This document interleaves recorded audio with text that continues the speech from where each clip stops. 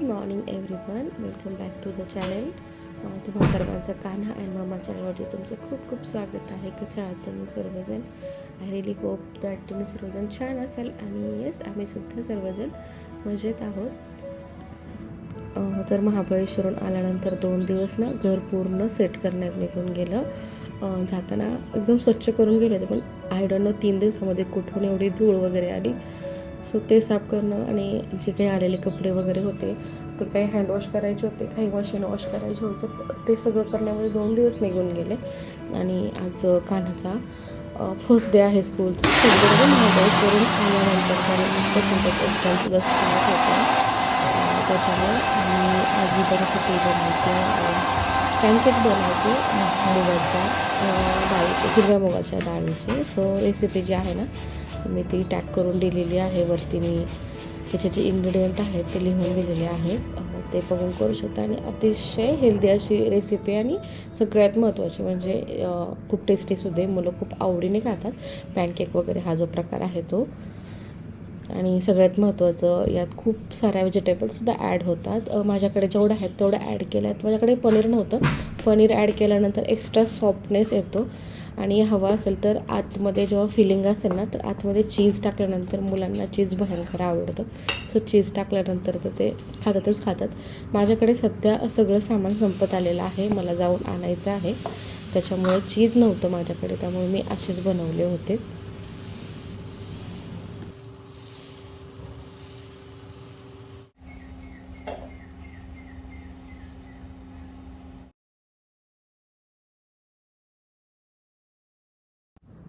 आणि इथे मी ना लवकर आवरून घेते. आज माझ्यासाठी फक्त कान्हाचा टिफिन आहे आणि हे जे पॅनकेक आहेत त्यात सोपे नाश्त्याला खाणार आहेत आणि त्याच टिफिन येणार नाही.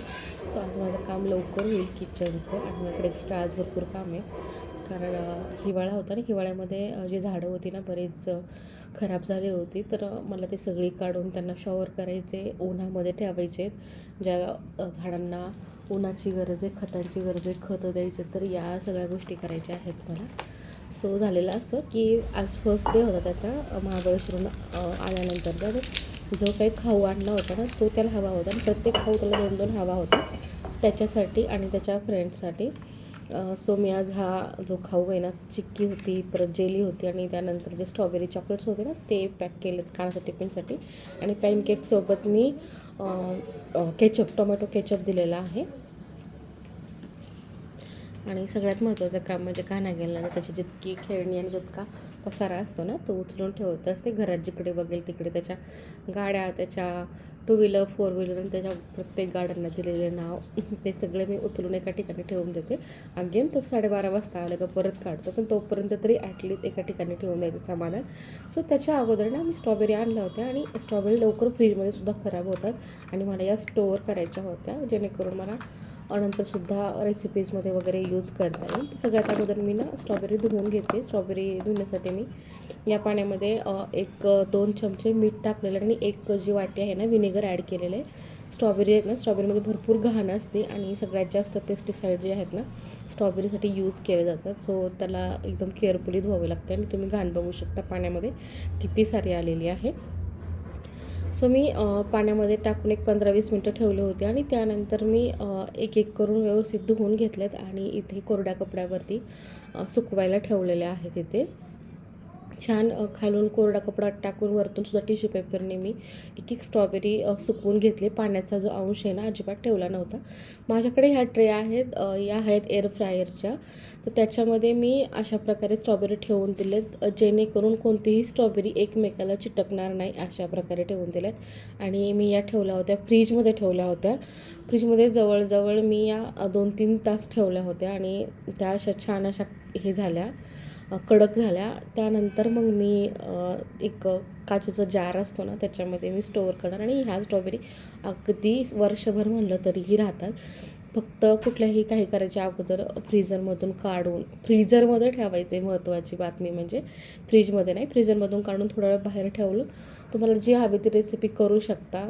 अशा प्रकारे वर्षभर स्ट्रॉबेरी टिकते. तर स्वप्नील पण निघून गेले होते ऑफिससाठी. आता माझं जे मेन काम होतं ते म्हणजे साफसफाई आणि जे झाडं आहेत ना ते, कारण झाडं जेव्हा काढते ना तर सगळी माती नाही म्हटलं तरी घरामध्ये पूर्ण होते, आणि जर घरात माणसं असली का परत त्या मातीवरून पाय येणार आणि ते पूर्ण घर भरवणार. त्याच्यामुळं ना मी प्रयत्न करते घरात कोणीही नसताना ही अशी कामे करता येतील म्हणून. तर जी बेडरूमची झाडं होती ना ती मी गॅलरीमध्ये ठेवले, आणि हॉलची जी झाडं होती ना ती बाथरूममध्ये ठेवलेली आहेत. सकाळचे पॅनकेक जे आहेत ना ते संपले होते, आणि मी नाश्ता सकाळी नव्हता केला कारण मला करण्याची इच्छा नव्हती. सकाळी एवढ्या लवकर भूक नव्हती लागलेली, आणि आता भूक लागली होती. तर म्हटलं माझ्यासाठी पटकन सँडविच बनवावं, आणि त्यानंतर कॉफी बनवली आणि खाऊन त्याच्यानंतर मग म्हटलं बाकीचे कामं करावे. त्याच्यानंतर खाण्यालासुद्धा आणायला जायचं होतं मला. जितकी झाडं बाहेर काढली होती त्या सगळ्या झाडांची जी मुळांची माती आहे ना ती एका फोर्कच्या मदतीने मी मोकळी करून घेतली, कारण पाणी आपण जेव्हा टाकून ना माती अशी कडक बनते, आणि जेव्हा आपण पाणी टाकतो तर मुळापर्यंत माती जात नाही, झाडं सुकतात किंवा त्यांची ग्रोथ व्यवस्थित होत नाही. तशी थंडीमध्ये त्यांची ग्रोथ होत नाही. असं म्हणतात की थंडीमध्ये जे झाडं आहेत ना ते स्लीपिंग पोझिशनमध्ये काहीच झाडं बरं का, पूर्ण नाही. आणि जितकी इंडोर आहेत ना तेवढ्या सगळ्या झाडांसाठी थंडीचा जो सीझन आहे ना शत्रू म्हणला तरीही चालेल. तर झाडं छान बाहेरची ना शॉवर दिला होता, पाणी वगैरे धुवून छान नितळले होते, आणि ऊन पण त्यांना देऊन झालं होतं. तसंही बेडरूमच्या झाडांसाठी उन्हाची गरज नाही आहे, कारण इथे जर तुम्हाला स्टँड दिसतो ना इथे ऊन येतं, त्याच्यामुळे यांना स्पेशल ऊन द्यायची गरज नाही आहे. पण इथं समजा मी पाणी दिल्यानंतर भिंतीवरती चिखलाचे डाग उठतात आणि खालीसुद्धा चिखल तयार होतं. त्यामुळं मला जी झाडं आहेत ना ती सगळी एका ठिकाणी शिफ्ट करून मगच पाणी द्यावं लागतं. तर ते सगळं करून त्याच्यानंतर मग मी तिची खालची जागा आहे ना झाडूनी व्हॅक्यूम क्लिनरने स्वच्छ करून घेतली. इथं ना व्हॅक्यूम क्लिनर खूप उपयोगाला येतो, कारण झाडांची जी माती ना इतकी बारीक बारीक असते, आणि ते झाडू काढल्यानंतर ते सगळीकडे धूळ उडते. त्यापेक्षा व्हॅक्यूम क्लिनरने पटकन क्लीन होतं आणि सगळीकडे धूळ उडत नाही, महत्त्वाचं म्हणजे. तर इथे छान मी क्लीन करून घेतलं, आणि मी म्हटलं प्रत्येक वेळेस जेव्हा काही मी साफसफाई करते, डीप क्लिनिंग करते कुठल्याही गोष्टींची किंवा काही पण, मी विचार करते काहीतरी व्हेरिएशन करूया. तर म्हणलं हा सगळा पसारा काढलेलाच आहे तर थोडंसं फार डेकोरेशन चेंजेस करूया. म्हणजे जे हॉलमधलं डेकोरेशनचे जे काही थोडंफार साहित्य ते बेडरूमची हॉलमध्ये झाडं थोडीशी पुढे मागे करून थोडंसं व्हेरिएशन केलं ना, त्याच जागेला, त्याच बेडरूमला, त्याच घराला एक वेगळा टच येतो. त्यामुळं चेंजेस हे चांगल्या गोष्टी असतात. बदल हा आयुष्यामध्ये घडलाच हवा.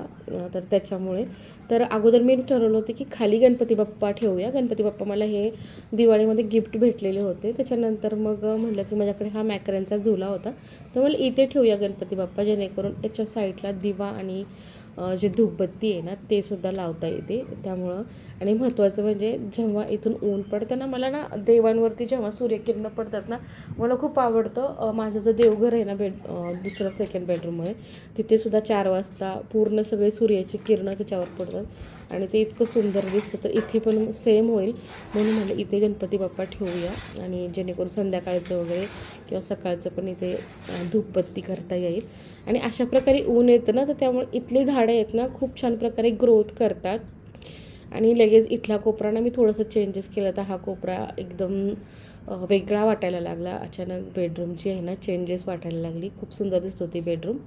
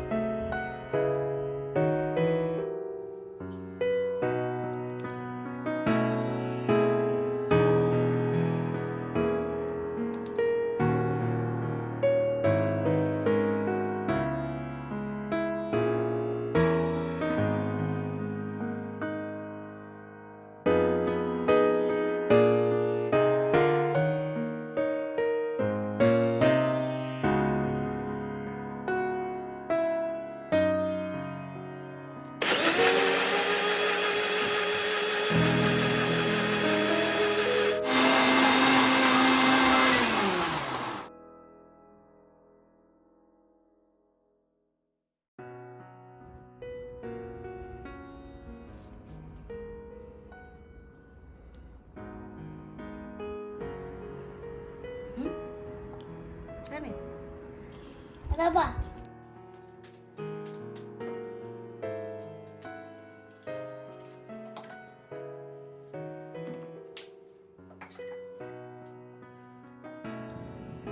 सो बेडरूम वगैरे क्लीन केल्यानंतर ना कानाचा अभ्यास दिला आणि तो अभ्यास करतो आहे. तर तो अभ्यास करत करत म्हटलं हॉल पण जे आहे ना तो सुद्धा क्लीन करून घेऊया. लगे हात म्हणजे ह्या जो तुम्हाला लॅडर दिसतो ना याच्यावरती झाडं येतात आणि सारखं उचलून वगैरे हे करण्यात खूप टाईम जातो आणि नाही जमत. म्हटलं ती झाडं वगैरे काढलीच आहेत तर हे पण लगे हात क्लीन करून घेते. तर इथे सुद्धा मी सेम केलं. काही गोष्टी वरती खाली करून एक बदल करण्याचा प्रयत्न केला थोडासा लूकमध्ये. तर ना येस ही लॅडर आहे ना मी ॲमेझॉनवरतून घेतली होती. आय थिंक 4 का 5 हजाराला भेटली होती. मला आता लक्षात नाही त्याची प्राईस, पण खूप छान आहे आणि मेन म्हणजे झाडांसाठी खूप इझी पडतं मला. जे माझं फ्लॅट आहे ना तो आहे पश्चिम दिशेला.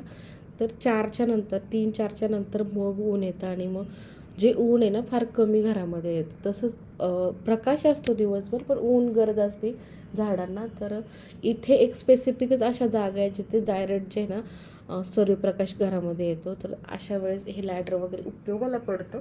तर इथे मी पूर्ण क्लिनिंग करून घेते आणि आता जवळजवळ 4-4:30 वाजलेत आणि लिटरली माझ्यामधली एनर्जी ना संपत आली. कारण सकाळपासून मी काम करते पण आपण गृहिणी आहे ना, काम केल्यानंतर जेव्हा आपलं घर क्लीन दिसतं ना आय थिंक आपला 50% थकवा तिथेच निघून जातो. तर तेच करते मस्तपैकी टी व्हीला ना छान एक वेब सिरीज कोणाचा तरी ब्लॉग वगैरे लावते आणि त्यानंतर कामाला सुरुवात करते. लगे दुसऱ्या हाताने खानाचा अभ्याससुद्धा घेते कारण त्याचे एक्झाम स्टार्ट झालेल्या आहेत. उद्या त्याचा इंग्लिशचा पेपर आहे तर तोच अभ्यास चालू आहे तिकडे. आणि इथे जितकी सगळी झाडं होती ना ती ठेवून दिली इथे. ओके, झाडं ठेवताना मला एक गोष्ट लक्षात आली का बरेचसे झाडं आहेत त्यांची कटिंग करण्याची गरज आहे आणि कटिंग करून त्याच्या थ्रू आणखी नवीन प्लांटसुद्धा बनवू शकतात. पण आत्ता नाही जमणार कारण माझ्याकडे कोकोपीट नाही आहे आणि जे काही त्याचा जो बेस आहे ना तो नाही आहे.